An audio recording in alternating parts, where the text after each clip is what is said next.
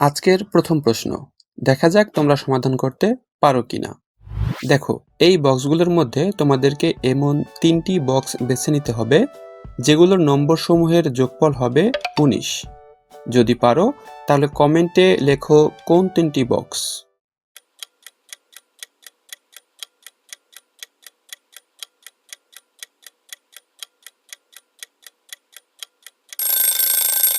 কি পারলে? দেখো, উত্তরটি হলো 8 নম্বর বক্স, 5 নম্বর বক্স এবং 6 নম্বর বক্স। এই তিনটির যোগফল হবে 19। যদি তোমাদের উত্তর সঠিক হয় তাহলে ভিডিওটিতে একটি লাইক দিয়ে পরের কুইজগুলো সমাধান করতে থাকো। তো চলো এবার দেখা যাক আজকের দ্বিতীয় ধাঁধা। বন্ধুরা, এবার এই প্রশ্নের ছবিগুলো ভালো করে দেখো এবং গেস করো এখানে কোন কবিতাটির কথা বলা হয়েছে।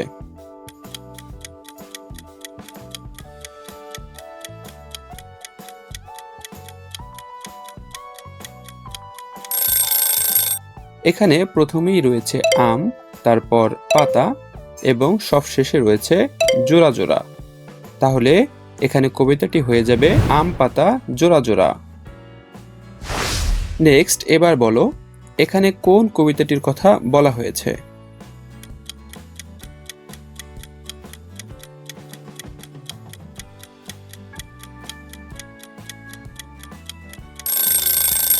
দেখো, প্রথমেই রয়েছে তাঁতির, তারপরে বাড়ি, এরপর ব্যাং, এরপর বাসা, তারপর রয়েছে একটি কলা, এরপর আবার ব্যাং এবং সবশেষে রয়েছে ছা।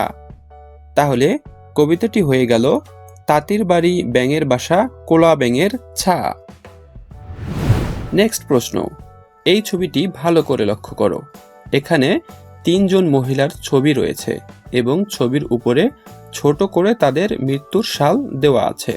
আর ছবিগুলির নিচেই একটি ছোট্ট বাচ্চা তার মৃত মায়ের জন্য কান্না করছে। তাহলে তোমাদেরকে বলতে হবে বাচ্চাটির আসল মা কোনটি, এ, বি নাকি সি।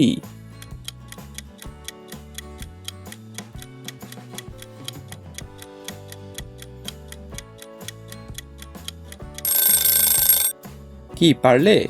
দেখো, বাচ্চাটিকে দেখে মনে হচ্ছে তার বয়স 2 থেকে 3 বছরের মতো।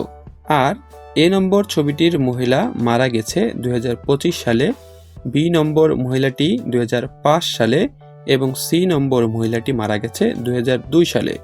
মানে বি ও সি তো অনেক আগেই মারা গেছে, তাই তারা মা হতে পারে না। তাহলে সঠিক উত্তরটি হবে এ নম্বর মহিলাটি বাচ্চাটির আসল মা। চলো এবার পরের প্রশ্নে চলে যাই। ছবিগুলো দেখে বলো তো এখানে কবির নামটি কি হবে।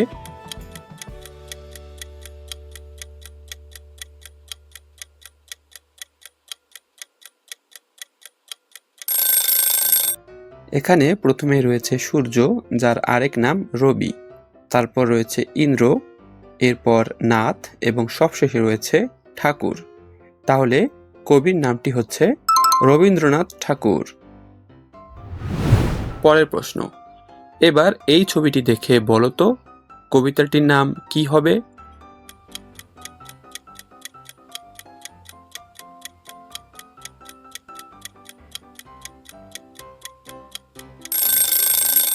এখানে প্রথমেই রয়েছে আয়, তারপর আবার আয় এবং সবশেষে রয়েছে একটি টিয়ে পাখি। তাহলে কবিতাটি হয়ে যাবে আয় রে আয় টিয়ে। বন্ধুরা, আমাদের ভিডিওটি ভালো লেগে থাকলে অবশ্যই একটি লাইক করে চ্যানেলটি সাবস্ক্রাইব করবেন।